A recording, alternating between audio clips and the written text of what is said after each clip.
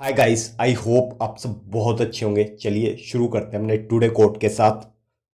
It is the mark of an educated mind to be able to entertain a thought without accepting it. तो life में आपने बहुत बार देखा होगा कि आप कुछ बोलेंगे और सामने वाला इंस्टेंटली क्रिटिसाइज कर रहा है, लेकिन जो एजुकेटेड माइंड होता है, जो पढ़े लिखे लोग हैं, ठीक है, वो ऐसा नहीं करते कभी भी। वो दूसरे के थॉट को सुनते हैं, समझते हैं कि वो कहना क्या चाहते हैं। उसे एक्सेप्ट करना ज़रूरी नहीं है, लेकिन सुनना ज़रूरी है कि वो कहना क्या चाहते हैं, उनका पॉइंट ऑफ व्यू क्या है। हमारे पॉइंट ऑफ व्यू दूसरों से अलग हो सकते हैं और 100% होते भी हैं। बट इसका मतलब ये नहीं है कि हम उसका थॉट सुने भी ना, वो कहना क्या चाहते हैं। तो बहुत बार आपने देखा होगा, आपने कुछ बोलने की कोशिश की और सामने वाले ने आपको इंस्टेंटली क्रिटिसाइज कर दिया, ठीक है, आपको मतलब गलत बोल दिया कुछ भी। तो वो चीज़ें आपको देखनी है कि हाँ, आप किसके सामने बोल रहे हैं, ठीक है। क्योंकि और अगर आपके सामने भी कोई बोल रहा है और आप भी उसे क्रिटिसाइज कर रहे हैं, तो ये एजुकेटेड माइंड का वो नहीं है, ठीक है। तो आपको कोई भी आपके सामने कोई थॉट बोल रहा है, कुछ भी, उसे सुनिए, समझिए, ठीक है। एक्सेप्ट ज़रूरी नहीं है एक्सेप्ट करना, लेकिन सुन और समझ तो सकते ही हैं, ठीक है। तो इस चीज़ का आप ध्यान रखेंगे। चलिए बढ़ते हैं गाइस सब आगे। आपको बताना है कि कौन से मिनिस्टर ने रिलीज करा है first edition of Dogri version of constitution of India. तो जो कॉन्स्टिट्यूशन ऑफ इंडिया है वो रिलीज करा गया है अभी डोगरी वर्जन में, ठीक है। डोगरी बेसिकली जम्मू एंड कश्मीर में चलती है, ठीक है। बेसिकली जम्मू में अगर फोकस किया जाए तो ये रिलीज करी है आपके लॉ मिनिस्टर किरण रिजिजू ने, ठीक है। Union minister of law, justice and parliamentary affair Kiren Rijiju release the first edition of the Dogri version of the constitution of India at university of Jammu, ठीक है। ऑन दी ओकेजन उस टाइम पे chief justice of Jammu and Kashmir and Ladakh high court justice Koteshwar Singh भी present थे, ठीक है। आपको पता है ना कि लद्दाख में कोई हाई कोर्ट नहीं है, जम्मू एंड कश्मीर और लद्दाख का एक कॉमन हाई कोर्ट है, ठीक है। Speaking during the event the minister called the translated document very significant in dispensation of justice to common people, ठीक है। आपको बता रहा डोगरी लैंग्वेज जो है वो 8th schedule of the constitution में है, ठीक है, जो 2003 में ऐड करी गई थी, ठीक है। हमारे 8th शेड्यूल में टोटल इस टाइम 22 लैंग्वेजेस है, ठीक है।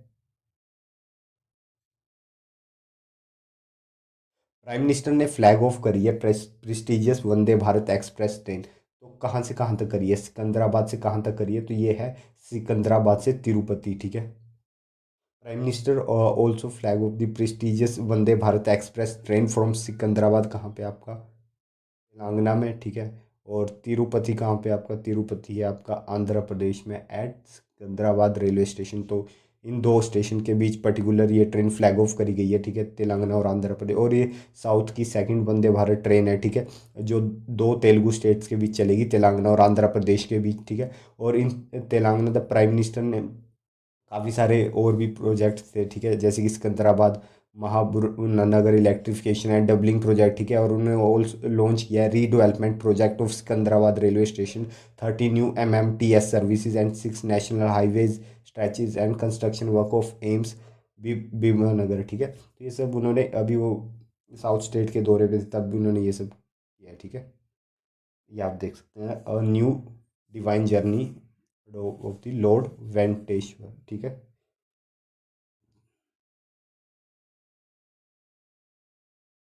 चलिए बढ़ते हैं आगे। प्राइम मिनिस्टर मोदी ने इनोग्रेट करा है new integrated terminal building phase 1 at which airport. तो ये new integrated terminal building phase 1 ये करा है चेन्नई एयरपोर्ट में, ठीक है। Prime minister inaugurate the new integrated terminal building phase 1 at Chennai airport. This airport with its state of art terminals, seamless multimodal connectivity, and advanced facility has established itself as the gateway of the southern India, ठीक है। तो southern India के लिए काफ़ी helpful चीज़ है ये, along with the existing terminal, जो मतलब वहाँ पे टर्मिनल था।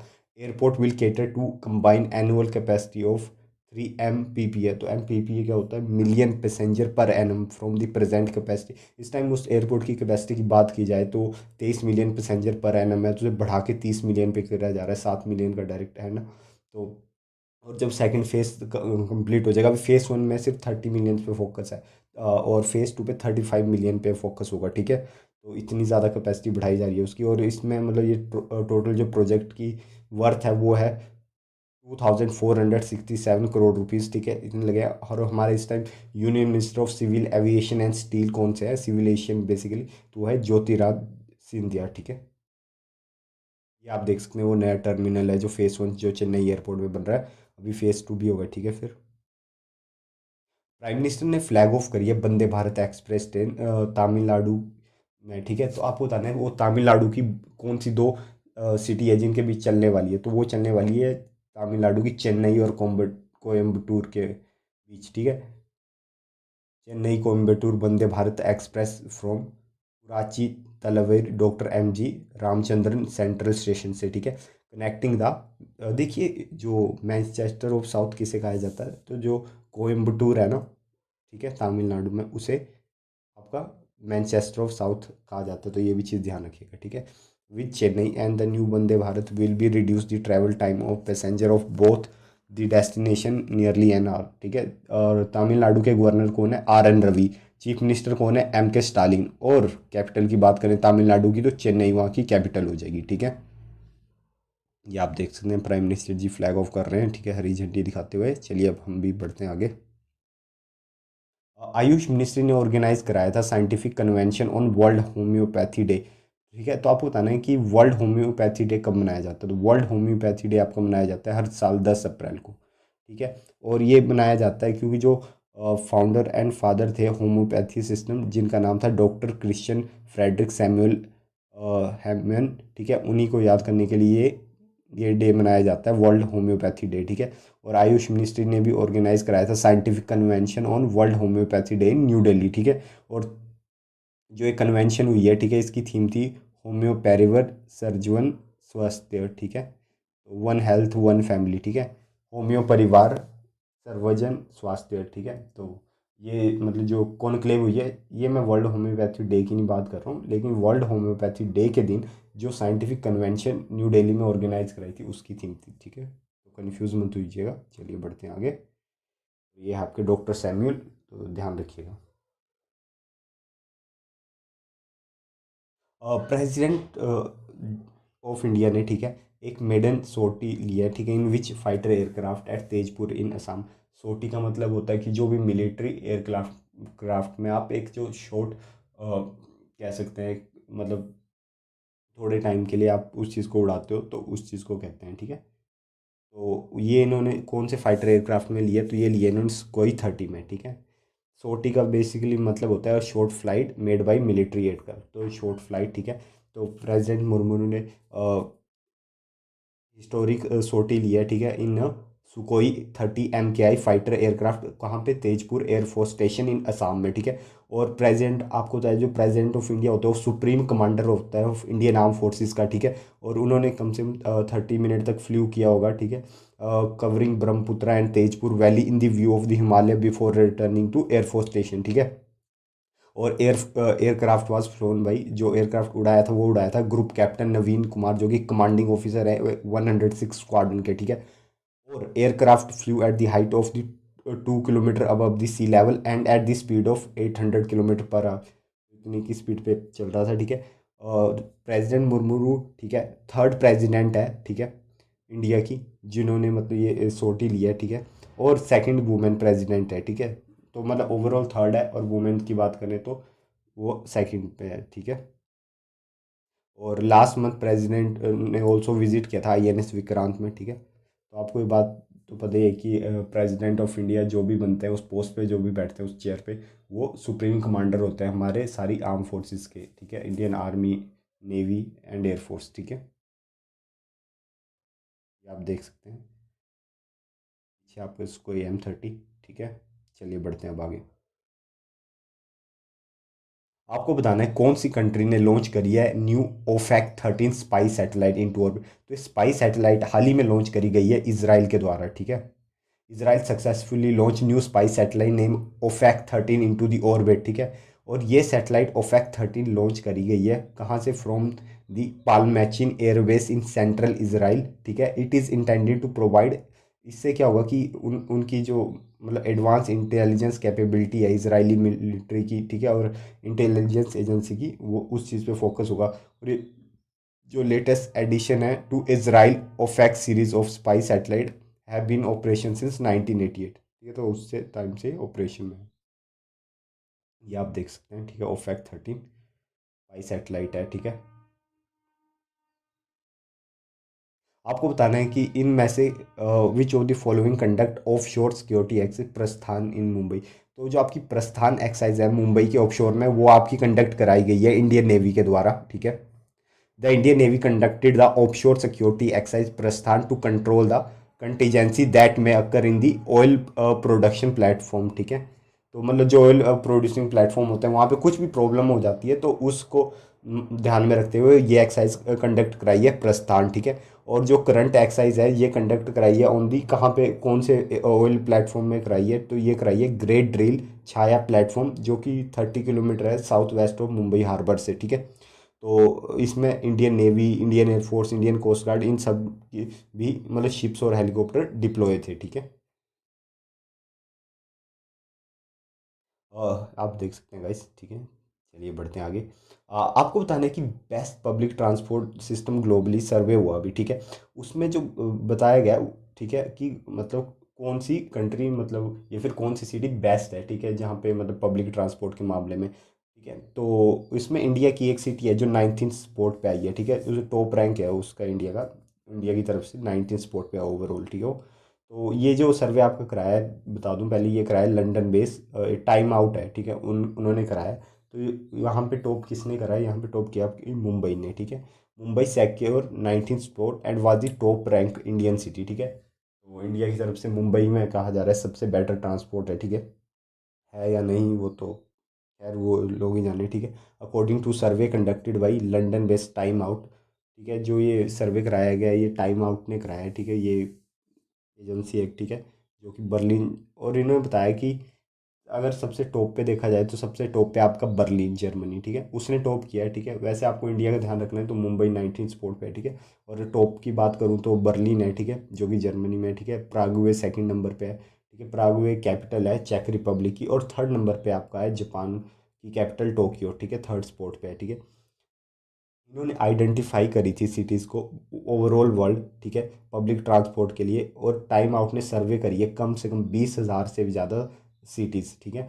फिर उन्होंने ये डाटा रिलीज़ करा 20,000 सिटीज़ को करने के बाद, तो मुंबई मतलब इतनी सिटीज़ को करने के बाद मुंबई 90 स्पॉट पे, तो काफ़ी अच्छी चीज़ है ना Mumbai.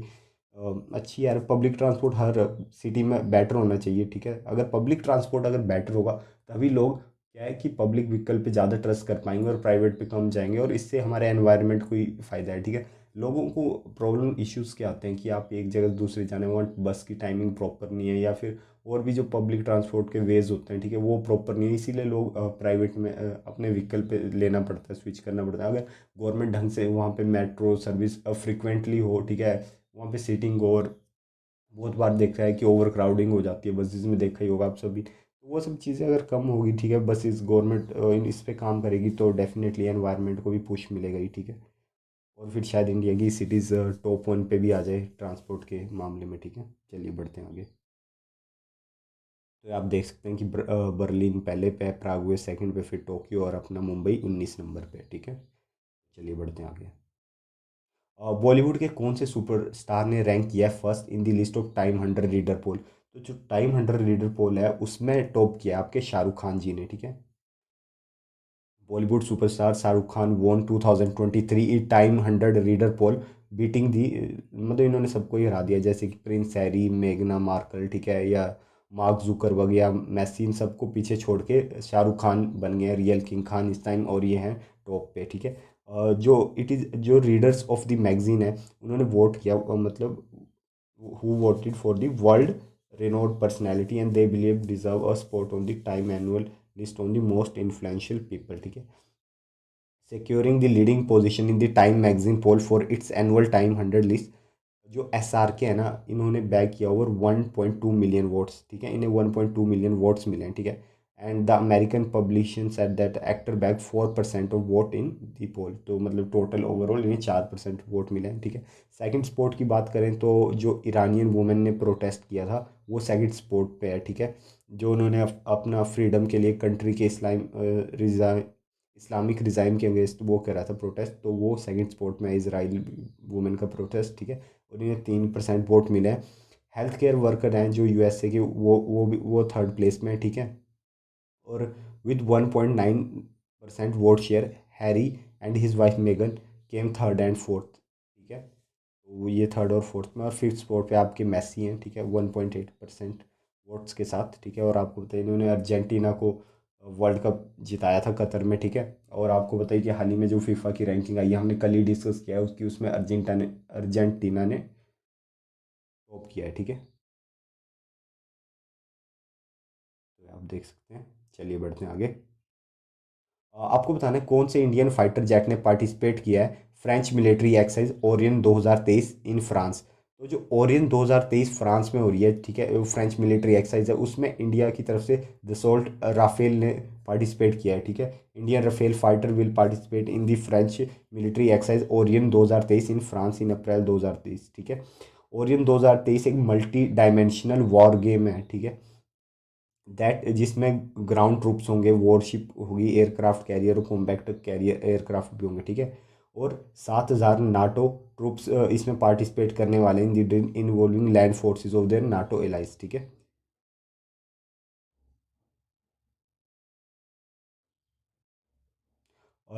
Guys next question, according to airport council international, ठीक है, एयरपोर्ट्स काउंसिल इंटरनेशनल वर्ल्ड, आपको बताना है कि कौन सा इंडियन एयरपोर्ट ने रैंक किया है ninth busiest airport in the world in 2022। तो 2022 में इंडिया का कौन सा एयरपोर्ट था जो 9वें रैंक पे आया है सबसे बिजिएस्ट एयरपोर्ट में, ठीक है। तो वो है आपका इंदिरा गांधी इंटरनेशनल एयरपोर्ट, जो कि आपका दिल्ली में, ठीक है।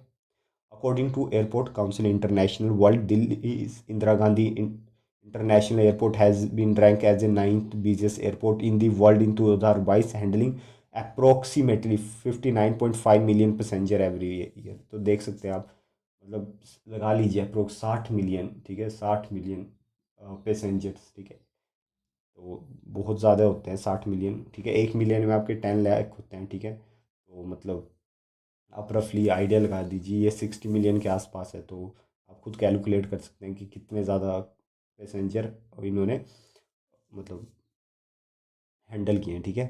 आईजीआई जो लास्ट ईयर थी, और ये काफ़ी अच्छी चीज़ है किसी भी एयरपोर्ट के लिए, अगर वहाँ पे इतने ज़्यादा पैसेंजर आएंगे तो उनका बिजनेस बढ़ेगा, ओवरऑल ग्रोथ मिलेगी, है ना। आईजीआई एयरपोर्ट ने सिक्योर कराया था 13 पोजीशन इन 2021।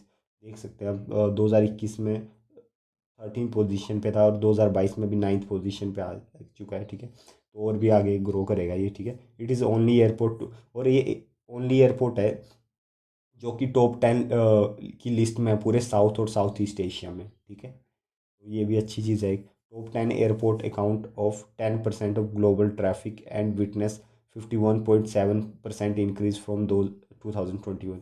तो टॉप 10 एयरपोर्ट जो हैं वो 10% ऑफ ग्लोबल ट्रैफिक वही होल्ड करते हैं। तो आप देख सकते हैं कि जो सिर्फ 10% ट्रैफिक है पूरे वर्ल्ड का 100 में से, वो सिर्फ 10 एयरपोर्ट के पास है। और इसमें आप देख सकते हैं ये इंदिरा गांधी इंटरनेशनल एयरपोर्ट दिल्ली में, ठीक है, ये 9th रैंक में, और फर्स्ट में आपका हार्ट्सफील्ड जैक्सन एटलांटा इंटरनेशनल एयरपोर्ट, ठीक है। तो आप तो इंडिया वाला ध्यान रखिए बस, ठीक है। सो गाइस आई होप आपको ये लेक्चर पसंद आया होगा। मिलते हैं कल सुबह 6 बजे अपने करंट अफेयर सेशन में, तब तक टेक केयर।